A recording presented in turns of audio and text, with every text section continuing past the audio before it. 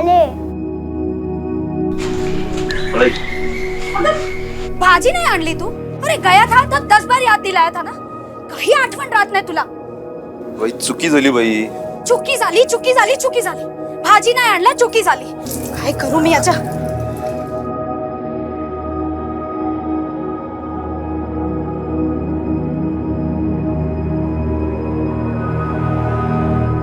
पापा इसमें क्या है? इसमें अपने घर के रेडियो के लिए और एक रेडियो. अरे कंडक्टर है तू, क्या जरूरत थी इतना खर्चा करने की?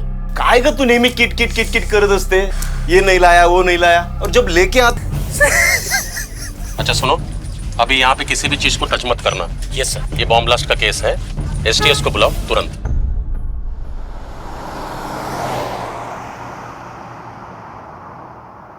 नमस्कार, मैं हूं inspector Suhas Talekar. Bomb blast की घटना देखने के बाद सब लोग यही सोचते हैं कि ऐसा सिर्फ बड़े शहरों में होता है. ये हादसा हमारे साथ तो हो ही नहीं सकता, लेकिन सतारा जैसे छोटे शहर के गणेश नगर में रहने वाले मध्यम वर्गीय परिवार की एक महिला बॉम्ब ब्लास्ट का शिकार बन गई. बॉम्ब ब्लास्ट के केस पुलिस की एसटीएस टीम इन्वेस्टिगेट करती है और उस टाइम मैं पुलिस की एसटीएस टीम में था. 3 सालों में करीबन 2 दर्जन से ज्यादा बम धमाकों के केस इन्वेस्टिगेट कर चुका था, लेकिन ये केस सबसे अलग था. मेरे 5 साल के एसटीएस के कार्यकाल के दौरान ऐसा केस पहली और आखिरी बार आया था. कमरे की हालत देख के लग रहा है कि 250 से 300 ग्राम एक्सप्लोसिव का इस्तेमाल किया गया होगा. ब्लास्ट मीडियम इंटेंसिटी का रहा है.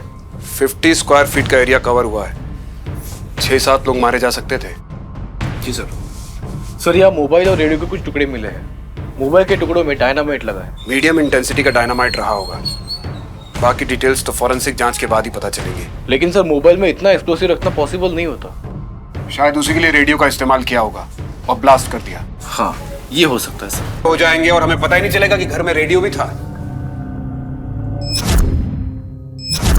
हाँ याद आया साहब, वो रेडियो ही तो लाया था मैं उस दिन. बड़ी जल्दी याद आ गया तुझे. अब ये भी याद करके बता ने कहां से खरीदा. साहब वो खरीदा थोड़ी था, वो तो मुझे बस में मिला था. मिला था मतलब किसी ने गिफ्ट किया तुझे? नहीं, किसी ने दिया नहीं था. वो बस वहां पर चोरी किया था. चोर मत बोलिए साहब. क्या बोलो? खूनी, मर्डरर? अरे नहीं साहब, जब गणपतिपुरी में पूरी बस खाली होती है तो मैं एक राउंड मार के देख लेता हूँ किसी का कुछ सामान छूटा है या नहीं.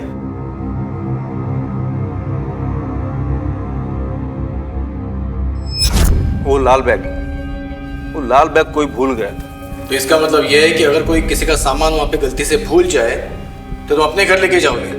हाँ ऐसी बात नहीं है साहब, मजबूरी में कभी कभी लाना पड़ता है. ऐसी क्या मजबूरी थी तेरी? साहब उस दिन वो खोया पाया विभाग बंद था, इसलिए तो वो रेडियो जमा नहीं कर पाया मैं. गोविंद, कुछ ज्यादा ही संयोग नहीं हो रहे तेरे साथ? पहले तुझे रेडियो मिला, फिर खोया पाया विभाग बंद मिला, और फिर तू उस रेडियो को अपने साथ घर लेकर गया, और जैसे ही अपनी बेटी के साथ घर से बाहर निकला उसमें ब्लास्ट हो गया. साहब उस ब्लास्ट में मेरी बीवी मरी है और आप है कि मुझ पर शक कर रहे, वो भी बिना किसी सबूत के. मरी है कि मारी गई है, और जब सबूत मिलेगा तो शक नहीं करेंगे, सीधा चार्जशीट फाइल करके मर्डर का केस बना देंगे. उसके बाद उम्र कैद या फिर फांसी. साहब आप बार बार मुझे ही क्यों धमका रहे हैं? मैंने कुछ किया ही नहीं है. अगर आपको झूठ लगता है तो वो साफ सफाई करने वाले जनक से बात कीजिए, उसी के सामने वो रेडियो वाला बैग उठाया था मैंने. अच्छा मुकुंद, गोविंद के बयान को वेरीफाई करवाओ सफाई कामगार से, और पता करो कि बॉम्ब ब्लास्ट में एक्सप्लोसिव कहां से अरेंज किया गया था. इंटेलिजेंस एजेंसी से पता करवाओ कि कोई स्लीपर सेल एक्टिव हुआ है क्या. बस नंबर MH123548 सतारा से गणपतिपुले आई थी. जी सर. उस बस से गोविंद को कुछ लाल बैग मिला था. हाँ साहब, गोविंद को सीट के नीचे से एक लाल बैग मिला था. उस बैग में कुछ था क्या?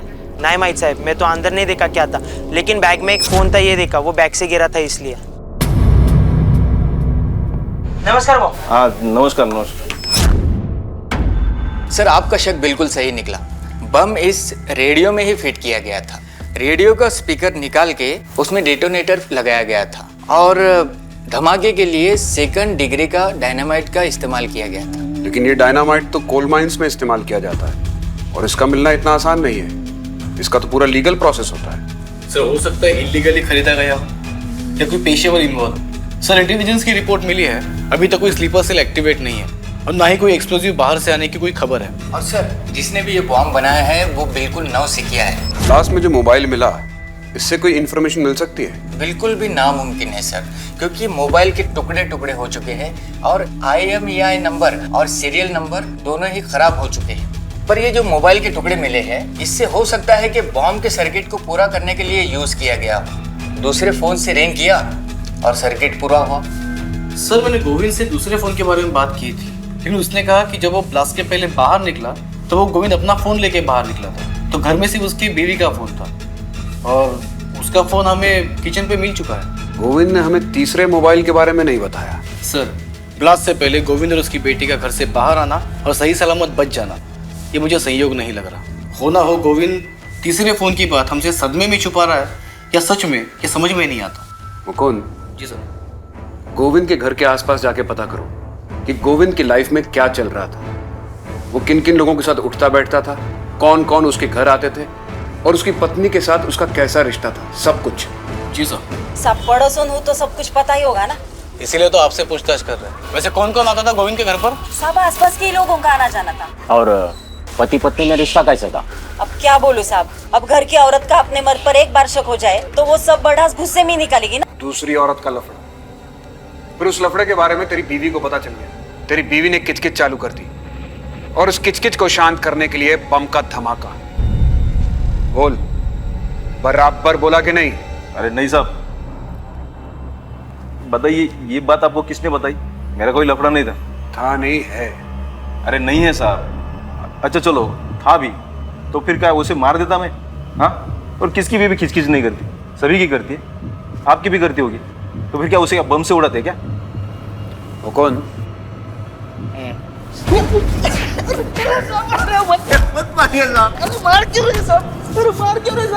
बैग में मोबाइल था, ये बात क्यों छुपाई तूने? अरे साहब बता दो। अरे साहब उस मोबाइल से ब्लास्ट नहीं हो सकता, उसमें बैटरी नहीं थी। अच्छा, सिर्फ ऑन मोबाइल से ब्लास्ट हो सकता है क्या? बॉम्ब ब्लास्ट की बड़ी अच्छी जानकारी है इसे। साहब अभी जानकारी होना भी गुनाह है क्या? नहीं, लेकिन जानकारी का गलत इस्तेमाल करना गुनाह है। कहां से मिली तुझे जानकारी है? साहब वो कभी कभार वो अंग्रेजी फिल्म देख लेते हैं साहब। अच्छा, बड़ी अंग्रेजी फिल्में देखता है तू? दूसरी औरत का लफड़ा भी अंग्रेजी फिल्म से देखा था क्या? दूसरी औरत का नाम क्या है जिसकी साड़ियां तेरे घर में तेरी बीवी को मिली थी? अरे वो सुधाकर बहू की थी साहब। शाणे, मैं तेरे को पूछ रहा हूँ दूसरी औरत का नाम क्या है, तू मुझे बता रहा है सुधाकर था। औरत का नाम सुधाकर है? नहीं, आदमी का। तो सुधाकर साड़ी पहनता है? नहीं, बेचता है। अरे साहब सुनो, सुधाकर साड़ी और ड्रेस मटेरियल वाला है, उसकी बैग थी वो। कहाँ है उसकी दुकान? भोर में। सुधाकर को जब भी अपनी दुकान के लिए कुछ मटेरियल चाहिए होता है तो वो सातारा फोन कर देता है। वो नहीं, भारी वाली 40 साड़ियाँ भेजना। अरे वो गोविंद है ना, उसी के गाड़ी में भेजना। अरे भरोसा वाला आदमी अपना। फिर सातारा में एक आदमी उसके मटेरियल का बैग मेरी बस में रख देता है। फिर बाद में वो भोर में वो सुधाकर अपनी बैग उतार लेता है। अरे क्या सुधाकर भाऊ, कितनी देर रुकने का? हर रोज का होगा आपका ये? या साहब, ही माझी दुकान। आपको लगता है मेरे जैसी दुकानदारी करने वाला आदमी बॉम्ब ब्लास्ट करेगा? हमने तुमको बोला कि तुमने ब्लास्ट किया? नहीं, वो कोई बात कर रहा। जो पूछ रहे हो उसका जवाब दो। बस नंबर MH3458 से तुम्हारा सामान आता है क्या सातारा से? हाँ, ड्रेस और साड़ी मटेरियल मंगवाता हूँ। तो कभी ऐसा हुआ है कि तुम सामान लेने गए ना हो? हाँ साहब, कभी कभी ग्राहक ज्यादा होता है ना तो स्टॉप पे पहुंचने के लिए मुझे लेट हो जाता है। पर एक बार तो मैं जा ही नहीं पाया, लेकिन वो गोविंद कंडक्टर है ना, वो अपने घर ले गया था मेरी बैग। अगले दिन उसने वापस कर दिया साहब। ठीक है, अभी यहाँ से जाना मत, और कभी पुलिस स्टेशन बुलाए तो इंक्वायरी के लिए आ जाना। ठीक है साहब। सर, हमने गोविंद की कॉल डिटेल्स निकाल के चेक की, उसमें से उसका कोई अफेयर का एंगल सामने नहीं आया। हो सकता है गोविंद का जिससे अफेयर हो वो उससे फोन पे बात ही ना करता हो, उसके आसपास की कोई औरत हो, या ये भी हो सकता है कि गोविंद ने कोई दूसरा नंबर ले रखा हो। और सर, भोर पुलिस ने पता लगाया है सुधाकर सारे वाले का सामान गोविंद के बस से ही आता है। एक दो बार गोविंद उसका बैग अपने साथ घर लेके गया था। मुकुंद, हो सकता है कि गोविंद बड़ा चालाक हो और अपने अफेयर के लिए उसने बॉम्ब से बीवी को मार दिया, या ये भी हो सकता है कि गोविंद जो कुछ कह रहा है वही सच हो। उसे वो बॉम्ब बस में मिला। बॉम्ब बस की किसी सवारी को मारने के लिए प्लांट किया गया था, लेकिन बॉम्ब बस में ब्लास्ट नहीं हुआ और वो बॉम्ब को उठाकर अपने साथ अपने घर ले आया। हो सकता है सर, और अगर हमारा दूसरा वाला अंदाज सही है तो ऐसा भी हो सकता है कि बस की जिस सवारी को मारने की कोशिश पहले की गई थी उसे दोबारा मारने की कोशिश हो जाए। इसीलिए हमें जल्द से जल्द सच का पता लगाना होगा। एक काम करो, तुम गोविंद, क्योंकि दूसरे एंगल की जांच पड़ताल के लिए हमें उसकी मदद चाहिए। जी सर।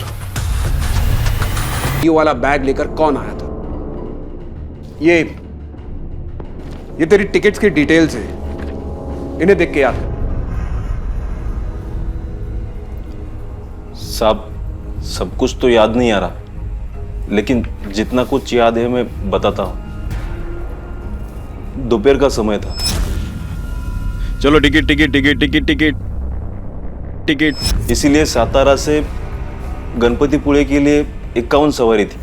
उसमें से सातारा में 12 लोग चढ़े थे, लेकिन कुछ लोग बीच गांव में भी चढ़े और उतरे भी, और बाकी सब गणपतिपुळे। सर मुझे इतना कुछ याद नहीं है। ठीक से याद करके बता, कौन कौन कहाँ पे बैठा था और कौन कौन कहाँ पे उतरा था। यहां इस केस में सतारा से गणपतिपुळे 220 किलोमीटर का एरिया, 23 गांवों में बस रुकी थी, 51 सवारियां चढ़ी और उतरी। उन सब के बारे में पता लगाना जैसे समंदर में सुई ढूंढने के बराबर था। इसलिए हमने इस केस में उल्टा तरीका इस्तेमाल किया। उस बॉम्ब का टारगेट कौन था यह जानने की कोशिश की कि तुझे जिस सीट के नीचे वो लाल रेडियो वाला बैग मिला था, उस सीट पे कौन बैठा था। नमस्कार सुधाकर भाऊ। हाँ नमस्कार नमस्कार। ये गोविंद जी, इन्हीं के बस से अपना सामान आता है। नमस्कार वही। अच्छा, वो जो 17-18 नंबर की सीट है वो अपनी बैठ जाओ। याद आया साहब, उस पर तो वो सुधाकर भाऊ और उसकी बीवी बैठी थी। और कहाँ उतरे तो वो दोनों? और वहीं पर तो रहते हैं वो लोग। लता, ए लता, ये ना लवकर, किती वेळ लावतेस? आले चल लवकर। लता, लता, आले किती घाई आहे क्या? तुम्ही पण नाही घ्या।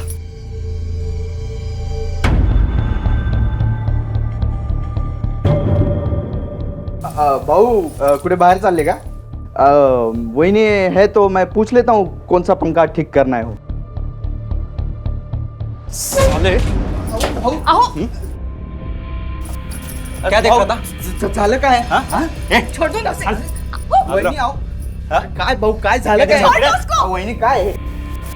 आओ, काय झालं काय? एक सांगू द्या ना त्याला। चल। अरे साले पट, अरे पिछली बार की मार भूल गया तू? ये चश्मा निकाल और पट्टी देख। का दिमाग गंदा है तो मेरी सोच गंदी बोल दी। पिछली बार तो मैंने कुछ नहीं कहा था, लेकिन इस बार ना मैं तुझे। अरे चल। आओ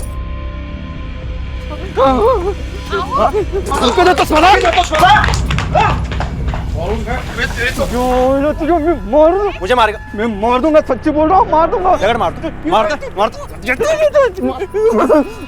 थैंक यू तावड़े। सर, हमें सुधाकर शिर्के से मिलना है अभी। सर पूछताछ के सिलसिले में हम सुधाकर के पास इसके पहले भी गए थे। मैं पता करता हूँ वो कहाँ है। हाँ बोलिए, कौन से कलर की साड़ी दिखाऊं?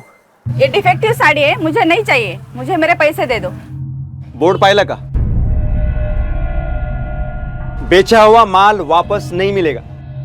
ये लो, सुबह सुबह धंधे की खोटी मत करो। चलो ये लो। अरे ऐसे कैसे बात कर रहे हैं आप? मला काही माहित नाही, माझे पैसे परत द्या। नहीं, ऐकलं नहीं का? पैसे परत नहीं देणार? हाँ, एक तो माल ले जाते हो, यूज करते हो, डिफेक्टिव कहकर पैसे मांगने आते हो। चलो निकलो। ठीक आहे तुझी साडी आणि तुझे पैसे पण तुझ्या जवळच ठेव। भिकारी कुठला? ए भिकारी तू अशील काय बोलते सकाळ सकाळी डोकं? मैं पीआई सुहास एसटीएस से। अब क्या हुआ साहब? तुम 16 मार्च को सतारा से बस में बैठकर भोर आए थे। हाँ। तुम्हारी सीट नंबर क्या थी, कुछ याद है तुम्हें? साहब मेरी परमानेंट सीट है, 17 नंबर लकी में, उसी पे बैठा था। तुम्हारी लकी सीट के नीचे बॉम्ब रखा गया था। बॉम्ब? हाँ, और हमें शक है कि वो बॉम्ब तुम्हें मारने के लिए रखा गया था और बस कंडक्टर गोविंद की पत्नी सरिता मारी गई। अरे देवा, गोविंद के बेबी के साथ तो बहुत बुरा हुआ। मगर साहब, मुझे कौन मारना चाहेगा? यही हम पता लगाने की कोशिश कर रहे हैं कि ऐसा कौन कर सकता है। 16 मार्च को तुम सातारा से भोर आने वाले थे, ये बात किस किस को पता थी? घर के पास वाले और दुकान के पास वाले, इन्हीं को पता थी। पब्लिक अनाउंसमेंट करके निकलते हो क्या? एक चीज अच्छे से ध्यान रख के मुझे बताना, उस दिन कोई जान पहचान वाला बस में लाल बैग लेके चढ़ा था क्या? मैंने ध्यान नहीं दिया साहब। सुधाकर, तुम्हारी जान खतरे में है, इसलिए हमसे कोई बात मत छिपाना। 4 महीने पहले मारपीट वाला केस, अमेश शिंदे की बीवी के साथ उसकी दुकान में बदतमीजी करने की कोशिश। साहब, आप मुझे बचाने की कोशिश कर रहे हो या जेल भेजने की? तेरे दुश्मनों की लिस्ट बनाने की कोशिश कर रहे हैं जो तुझे जान से मार सकते हैं। साहब, ये अमय जो है ना, वो बहुत खतरनाक है। उसने झूठा केस किया था मुझ पर। सच बात तो ये है कि मैडम, हे बघा, एकदम छान साड़ी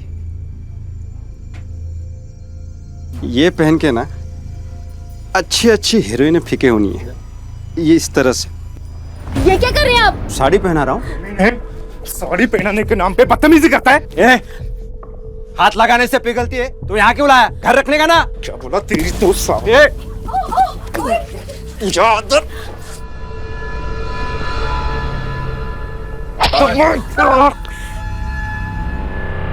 इतने साला, अरे मानुस इसकी सैतान है। साहब, अभी दुकान में साड़ी बीड़ी पहनाते वक्त इधर उधर थोड़ा बहुत हाथ तो लग ही जाता है। अब इतनी सी बात पर उसने फायर कर दिया, तो क्या करो अब?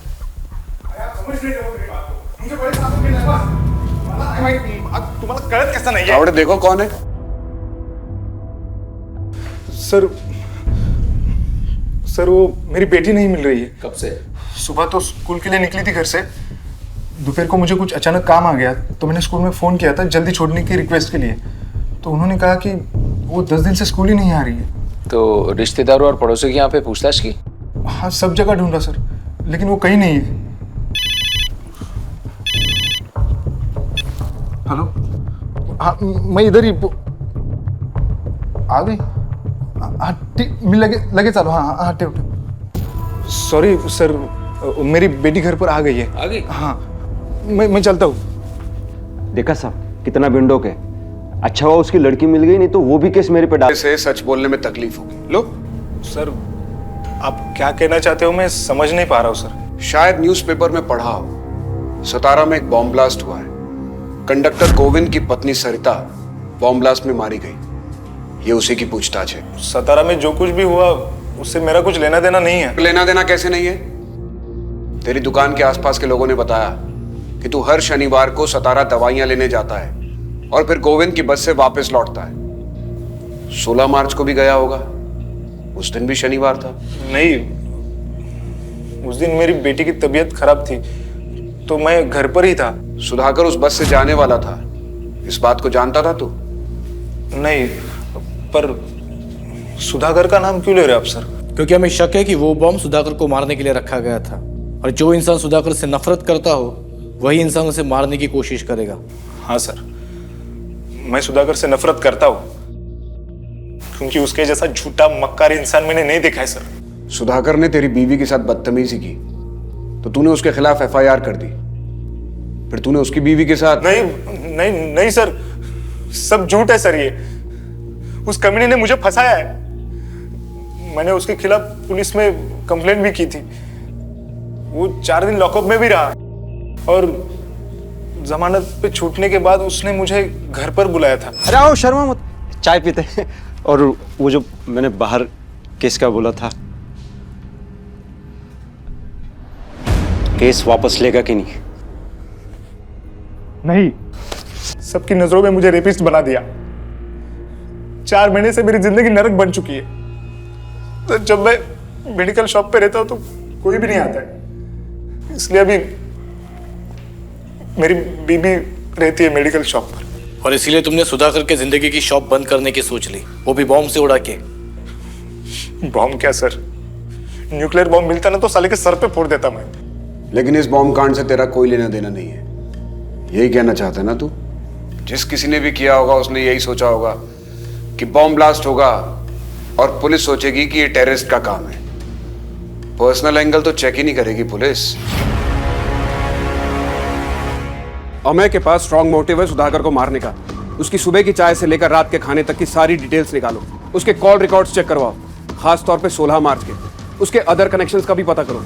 और एक्सप्लोसिव बेचने वाले डीलर से पता चला कि एक्सप्लोसिव किसने खरीदा? हाँ सर एक्सप्लोसिव सप्लाई करने वाले डीलर से पता चला है कि गणपतिपुरे साइड तो कोई कोल माइन नहीं है, लेकिन हाँ कुछ मछुआरे इलीगली डायनामाइट लेकर जाते हैं समंदर में धमाके करके मछलियां पकड़ने। गोविंद की पत्नी जिस ब्लास्ट में मारी गई, उस ब्लास्ट में इस्तेमाल किए गए डायनामाइट की सप्लाई किसने की थी, ये पता लगाना बहुत जरूरी है। एक बार डायनामाइट सप्लाई करने वाले का पता चल गया तो ये भी पता चल जाएगा कि डायनामाइट की सप्लाई लीक किसने थी। मछुआरों की बस्ती में भी किसी को भेजो और पता करवाओ, शायद वहां कोई ऐसा कांटा मिल जाए जो हमारी मछली को फंसा सके। सर मछुआरों की बस्ती में हमने अपने खबरियों को ऑलरेडी एक्टिवेट कर दिया है।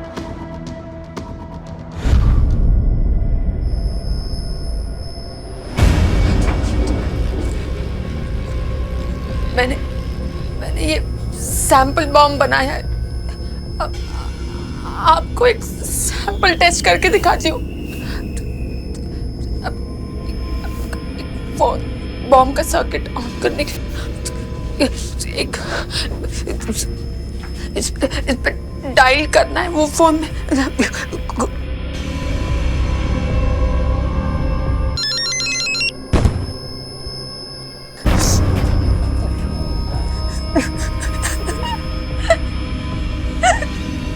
देखा, मैंने बना दिया। अभी बड़ा कोई मुंह नहीं खोल रहा है। सुधाकर के पड़ोसियों से क्या पता चला? सर सुधाकर से दुश्मनी के सिलसिले में तो नहीं, लेकिन उसकी बीवी का अफेयर का एक एंगल सामने आया है। अमेय,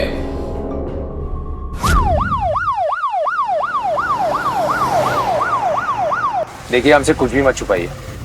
हमारे पास गवाह है जिन्होंने अमेय को आपके घर पे आते जाते देखा है। जो भी सच है बता दीजिए। हाँ ये सच बात है कि अभय मुझे मिलने आता था, लेकिन हम दोनों के बीच ऐसा कुछ भी नहीं है। देखो अब नहीं, बाद में आना, आसपास के लोग देख रहे हैं। देखो तुम्हारे पति ने मुझे झूठे केस में फंसाया है, ये तुम भी जानती हो। कोर्ट में सब सच बोलना प्लीज। इन सब का असर मेरी बेटी पर भी हो रहा है। दया कर, मेरी हालत को समझने की कोशिश करो। हाँ साहब, ये बात सच है कि मैंने अमय को झूठे केस में फंसाया, लेकिन आप लोगों ने ये कैसे मान लिया कि मेरी वाइफ का किसी और के साथ चक्कर हो सकता है? साहब देखिए वो कितनी डरी हुई है, कुछ बोल नहीं पा रही है। चाहिए पता कीजिए साहब।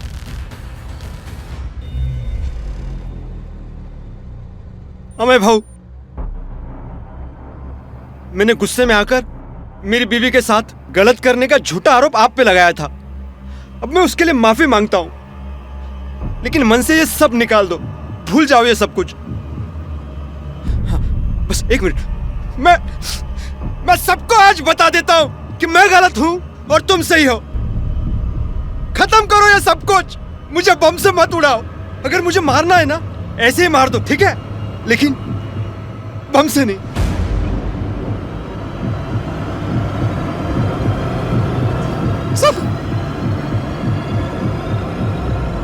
तुम उसके बीवी को मिलने ही क्यों जाते थे?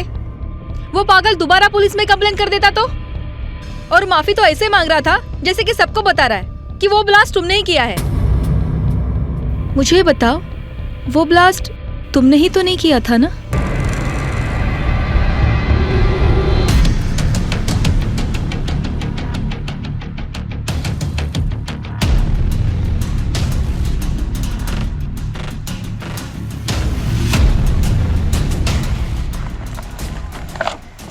एक किलो है।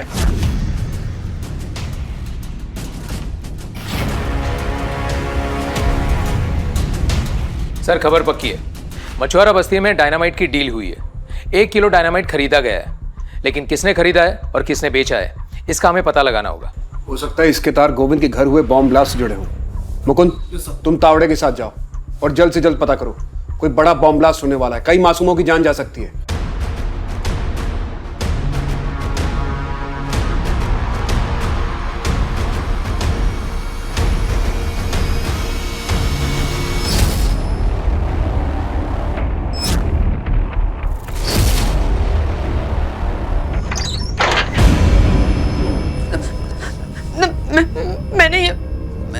नहीं बना दिया।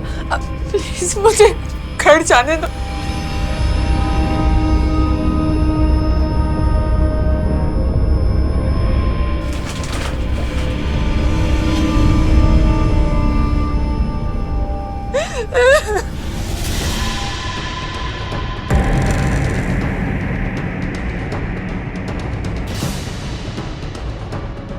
ओ भाऊ, ओ भाऊ, चल बाबू।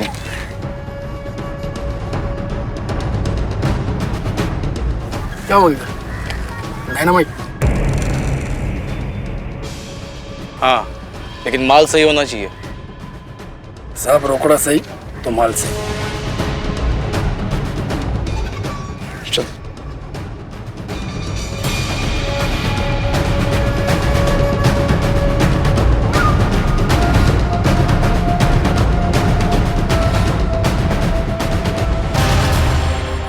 इन्हें माल चाहिए।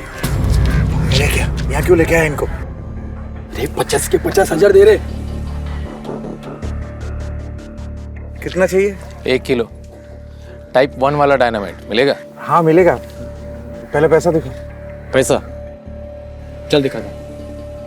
अरे चल चल चल, सच बोल। मैंने कुछ नहीं किया साहब, किसी को कुछ नहीं बेचा। मैं सच बोल रहा हूँ, पहली बार बेचने की कोशिश की थी। सर, इसके साथी ने सब कुछ कबूल किया है और जिसको माल बेचा था उसका नाम भी। जल्दी जाओ, उधर जाके खड़े हो जाओ।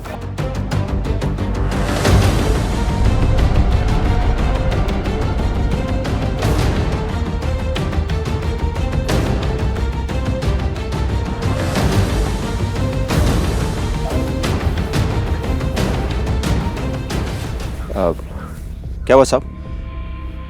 फिर से मुझे कोई बॉम्ब से उड़ाने की कोशिश कर रहा है क्या? हमारे साथ ही खेल खेल रहा है। सुधाकर कहाँ है? आज शनिवार है ना, वो तो गए सातारा अभी 2:30 बजे की बस से। थोड़े क्या कर रहे हो आप? मैंने कहा सुधाकर नहीं है घर पे। नहीं मुझे मिला नहीं। सुधाकर नहीं है घर ही। अब क्यों तलाशी ले रहे हो? मैंने कहा ना। करके मजबूर किया बॉम्ब बनाने के लिए तूने। बता दे, तो कोई गलत फहमी हो रही है साहब। अरे चल अंदर बैठ। साहब मेरी बात सुनो। साहब मेरी बात तो सुनो, मैंने कुछ नहीं किया है। वो कौन? तुम यहीं रुको और बॉम्ब डिफ्यूज होते ही मुझे इन्फॉर्म करना। Yes sir. साहब आप मेरा कुछ नहीं कर सकते, कुछ साबित नहीं कर सकते। तेरे गुनाह साबित करने के लिए सबूत हैं हमारे पास। तावड़े,